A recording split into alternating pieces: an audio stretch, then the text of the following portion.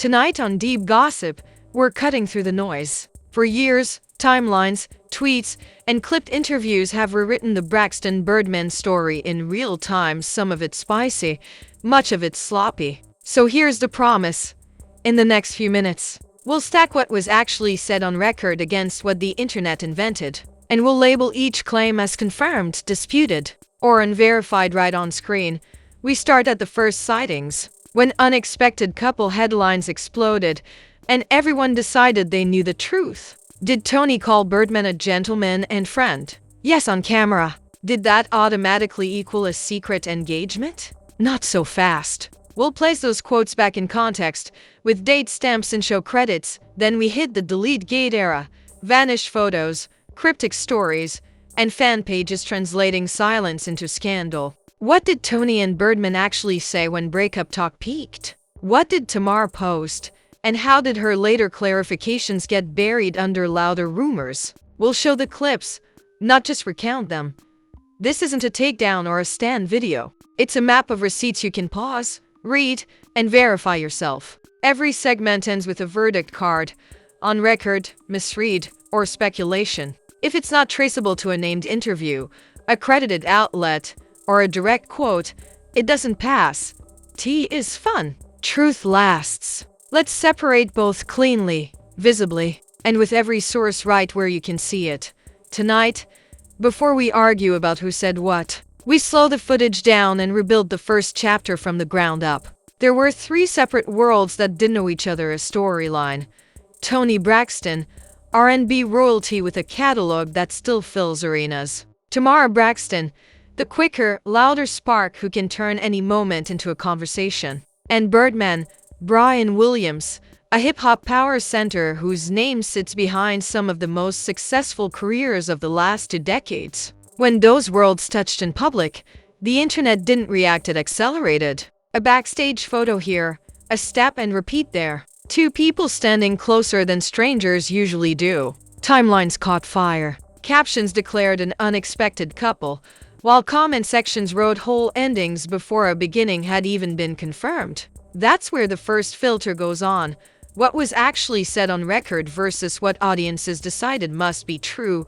Early remarks from Toni were careful and telling. In interviews, she described Birdman as a gentleman and friend. It wasn't the tabloid sentence people were hoping for, but it wasn't nothing either. That phrasing anchors proximity and dignity. This is someone she respects, feels safe around, and chooses to be seen with. Friends can attend the same events. Friends can ride in the same car. Friends can become more or stay exactly what they are. Until someone labels the relationship differently on record, anything stronger lives in the column of speculation, not certainty.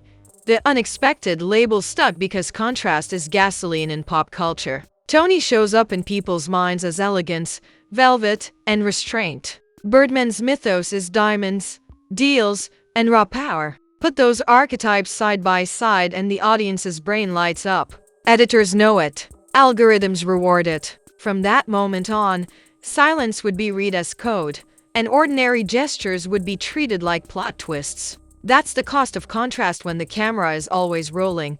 Tamar's voice enters early, not as an instigator but as an amplifier. A single supportive comment calling Birdman family travels farther than a press release. People who've watched the Braxtons on reality TV think they can translate tone without subtitles. Sometimes they can. Often they overread. Our rule holds. If Tamar typed it, said it, or posted it on a named platform, it's on record and belongs in the real column. If a fan page paraphrases a mood with no direct attribution, it slides back to unverified until a source can be pinned to a clip, a byline, or a dated post. Then the story stopped walking and started sprinting. In 2018, Toni publicly acknowledged an engagement. That's a hard mile marker, something you can pause, play back, and point to. It converts months of coy framing into a concrete moment. The internet did what it does. Ring emojis, headline stack, recycled B-roll that looked brand new the 10th time around. From a receipt standpoint, this is the first major bolt we can tighten with confidence. Everything before becomes context. Everything after has to be measured against the weight of that on-record promise. What followed is the era that makes or breaks most celebrity narratives. The quiet stretch. Photos disappear from a grid. A cryptic story goes up, breathes for 24 hours, and blinks out. Audiences translate absence into narrative. It's over. They broke up. He did X. She did Y. Deletions are signals, not sentences. People delete for brand cohesion, for privacy, for aesthetics, for boundaries we don't get to see. Unless someone says we are done on record, you are still in the land of maybe. And when someone later says we're good, that has to weigh more than a vanished square. At peak rumor volume, both Toni and Birdman offered small but consistent notes, she with calm, he with loyalty. That's my girl for life type sentiments are not the fireworks the internet begs for, but they are a position. And positions matter when receipts are being stacked. Tamar's posts became the loudest instruments in the room for a minute. Emotional tweets about energy, protection, boundaries, familiar themes for anyone who's ever tried to keep family life off the conveyor belt of content. Aggregation pages lays those messages into the Birdman story like every sentence was a subtweet with a single target. Later, Tamar clarified that she was speaking generally. Place the original posts beside the clarification and the temperature drops. The same words that fueled she's shading him fold back into what they were likely meant to be. Frustration with noise, not a dagger at a person. Money talk hovered around the edges, as it always does with legacy artists. Old interviews resurfaced. A line about management style or financial choices gets cut into 15 seconds, and suddenly a nuanced point is repackaged as a verdict. Toni has addressed finances in measured terms across years. Pulling one sentence out of context and stapling it to a relationship is storytelling, not sourcing. Unless the artist says I am in situation X because of Y, we keep those claims on the speculation shelf. The real economy in stories like this is attention, what wins the moment versus what survives the rewind. If you accept the internet's first draft, everything feels inevitable. The sightings obviously meant secret romance. The engagement obviously meant drama to come. The deletes obviously confirmed a split. But line the receipts on a table and a different architecture appears. You get a cautious opening, respectful language without overpromising. You get a public commitment, engagement acknowledged. Then you get a deliberate turn inward, less posting, more privacy, and the occasional, steady on-record reassurance that things are fine. That doesn't prove the absence of conflict. It proves the presence of control. Not everything lived for the feed, and that alone can read like an insult when an audience has been taught to expect disclosure on demand, with two clear columns kept in view at all times. In the real column, Toni's early gentleman and friend. The engagement, she confirmed herself. The later were good. Birdman's consistent notes of loyalty. Tamar's initial warmth and her later clarification. In the fake or unverified column, par-only theories. Breakup claims built on deleted photos. A family rift caused by Birdman without a named source. Any narrative that can't survive a link to an interview. A byline. A dated clip. Or an official statement. When you let both columns breathe, a pattern emerges. The loudest moments often come from the unverified side. The most durable lines are quiet, on record, and easy to miss unless you were listening for them. That's the setup and the spark. Not a scandal detonating on cue, but a slow, traceable shift from public curiosity to public commitment to purposeful quiet. If you came for verdicts, there aren't, not declared. They arrive after the evidence is finished, not before. From here, we move into the pressure points most people remember only as headlines: the engagement era's peaks and dips, the deletes, the cryptic stories, and the interviews that either calmed a room or were chopped into something they never meant. The receipts are cued, the dates are stamped, and the rule holds: if we can't point to where it was said, we don't pretend it was. Pressure always looks louder on playback. Once the engagement was public, every ordinary beat got treated like a turning point, a ring not worn to a rehearsal, a caption that sounded a little too neutral, a week where no one posted a couple selfie. After a reveal that big, people expect the story to sprint. When the couple strolls instead, the internet fills the silence with speed. That's how the engagement era turned into a carousel of micro-drama, delicate things recut as decisive. The only way to keep it honest is the same rule we've used from the start. If we can point to where it was said, it's real. If we're guessing, it stays in the column of maybe. Begin with the rhythm of promotion. Toni's career doesn't pause for a personal headline. Talk shows, performances, and interviews continue as scheduled. In those rooms, the tone is remarkably consistent. She's warm when Birdman is mentioned, circumspect about private logistics, and careful not to turn a relationship into a storyline that eclipses the work. That restraint became a Rorschach test. To fans, her quiet could feel like coyness or caution. To aggregation pages, it made the perfect blank space to scrawl whatever would make the clip travel. In one edit, a soft laugh becomes a refusal. In another, a guarded phrasing becomes a coded confession. Set the raw clip beside the caption and the trick reveals itself. Nothing changed except the framing. This is also the period when deletes and cryptic stories did more heavy lifting than any quote. Suppose a photo disappears after months on the grid. That single action gets screenshotted, reposted, and assigned motives like a jury delivering closing arguments. But what do we actually have? A deletion with no caption saying why, and a timeline that still contains on-record affection before and after. The temptation is to turn sequence into causation.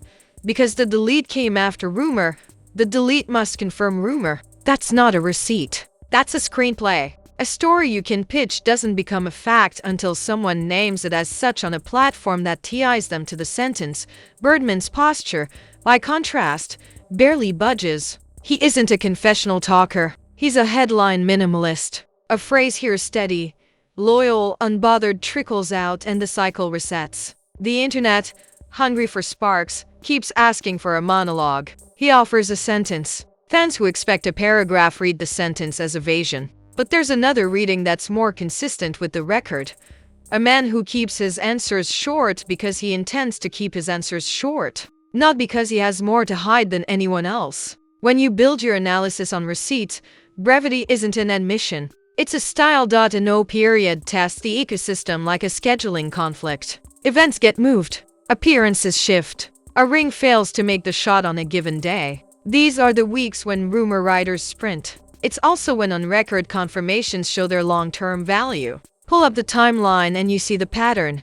Public commitment exists. Affectionate framing exists. A private couple declines to feed the feed. In a healthy analysis, those markers carry more weight than a missing accessory in a single frame. In a rumor economy, the accessory wins. The outcome depends on what you reward. The thing you can cite or the thing you can crop. Tamar's role in this act remains a mirror held up to the audience. She's expressive, she's protective, and she's deeply online in a way that makes fans feel like they're overhearing, not being addressed. It's an illusion. Posts about energy and boundaries resonate because they're human, not because they can be mapped like a GPS pin to a private disagreement her sister may or may not be having. When Tamar later clarifies that her words were general, the clarification travels less than the initial spark because calm doesn't clip as well as conflict. The timeline doesn't care about virality. It cares about order. When you lay the clarification next to the post, it belongs in the same column, on record, visible, part of the story. Media incentives deserve their own paragraph because they shape what we think we saw. A quiet, stable engagement won't carry a feed. A wobble will. So editors slice interviews into 30-second loops that emphasize ambiguity. Are you together? Becomes a mashup of a smile and a pivot. Meanwhile, complete segments where Toni is clear, or where the question is answered without heat are archived, not amplified. That imbalance trains an audience to expect lurid subtext, and then punishes the couple when no lurid subtext arrives. You can't win a game where the rules reward insinuation and dock points for clarity. This era also reveals something fans miss while counting hints: how a legacy artist protects longevity. Toni has lived through every version of a press cycle: peak, plateau, reinvention. She knows the difference between feeding curiosity and letting it graze. Choose the latter too often and people assume frost. Choose the former and your relationship becomes a product you have to ship on schedule. Instead, she threads a line. acknowledge what she chooses, protect what she must, and refuse to sell the rest. That boundary frustrates some viewers, but it keeps the receipts clean. You don't have to retract what you never overpromised. Another misread that shows up again and again is the industry collision narrative that R&B elegance and hip-hop muscle must clash behind the scenes. It's a tidy trope, perfect for thumbnails, but it says more about audience projection than the people involved. On record, what you hear is mutual respect from two veterans who understand brand gravity. They've both seen hype burn hot and then burn out. They've both watched personal lives become public inventory. It is entirely ordinary for two famous adults to prefer fewer statements, not more. Ordinary looks suspicious only when you've been taught to expect spectacle.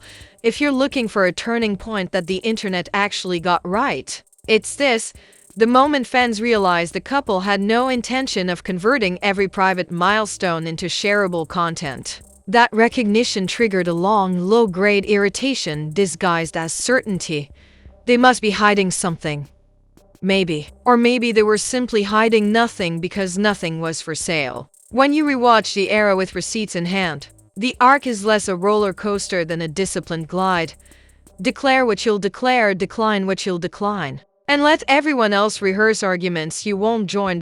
So here's where lands when you strip away the fog. The engagement era wasn't a string of gotchas. It was a stress test of boundaries. Deletes signaled less about a breakup than about a couple's appetite for being consumed. Cryptic posts proved how easily a neutral sentence can be bent into a narrative by people who need content more than context. Interviews, when aired in full, show restraint and continuity to qualities that never trend but always endure. Birdman's brevity wasn't a confession. It was a refusal to perform. Tamar's emotion wasn't a script leak. It was a human reacting to noise around people she loves. And Toni's throughline, supportive, measured, never oversharing, held steady enough to make the loudest claims age badly. If you only watch the chopped clips, the story looks jagged. If you line up the originals, it looks intact. That is the difference between a rumor and a record. As we hand off to the final chapter, keep the columns in view. On one side, named interviews, attributable quotes, dates you can pause. On the other, screenshots with missing corners, captions that overreach, and theories that wilt when you ask, who said that exactly? The answer to what was actually said about Birdman is already on the table. The question now is what the table itself tells us about how celebrity stories are built, trimmed, and sold back to us. We'll use that lens to deliver the verdict: what's confirmed, what's misread, and what we should probably leave alone. Pressure leaves marks, but it also leaves math. When you line up everything that's actually been said with a name and a date, a quieter pattern surfaces, one that doesn't shout in thumbnails but holds up on replay. Start with the simplest question. If the relationship had crashed in the way rumor culture needed it to, where is the sentence that says so? Not a cropped screenshot. Not an anonymous source wrapped in passive voice. A sentence with a subject, a verb, and a signature. The archive doesn't produce it. What the archive does produce are small, steady signals, acknowledgments of commitment when the spotlight was brightest, refusals to litigate intimacy when the room demanded spectacle, and check-ins brief but consistent that point back to respect. You can be disappointed by the lack of fireworks and still recognize the integrity of the fuse. The temptation now is to declare a verdict, but that's not how real timelines end. Real timelines taper. Gossip timelines detonate. The taper here looks like two grown people doing what legacy artists and moguls often do once they've seen enough hype to last a lifetime. They refuse to turn milestones into content, and they decline to make their boundaries edible. The deletes that once felt like sirens settle back into what they always were: housekeeping with a megaphone pressed against it. The cryptic posts that once read like coded confessions look more like a reflex any public figure develops when every literal sentence will be read figuratively. And the clipped interviews that seem to suggest hidden drama reattach to their full segments and flatten into something less clickable and more durable: affection without exhibition. There's another way to read the story that doesn't show up in comment section dramaturgy. Think of reputation as an asset managed across seasons. Toni's reputation is a long play: voice first, brand second, privacy third. Birdman's is leverage and loyalty deals, crews, and an aversion to over-explaining. A relationship that mirrors those values will be legible only to the extent the owners want it to be. That frustrates an audience conditioned to equate love with live streams. It also protects a life from turning into inventory. If you judge truth by how often it trends, you'll always be under the illusion that silence equals scandal. If you judge by receipts, silence often equals adulthood. What about the moments that still itch, those half-remembered clips? Those captions that seemed sharp? Those times Tamar's voice felt like a siren? The rule that carried us here carries us out. Set the post next to the clarification. Set the edit next to the uncut version. Set the blog against the credited outlet. Over and over, heat cools into context. Over and over, a strong insinuation evaporates when you ask a very boring question. Who said that exactly? When the answer is a handle without a surname or a screen grab with the corners shaved off. You're not holding evidence, you're holding atmosphere. There's a cost to choosing the receipts over the rush, and it's worth naming. You lose some of the fun. The adrenaline of a scandal arc, the turn, the twist, the triumph gets replaced by something slower and less theatrical. But there's also a payoff that gossip rarely gives you.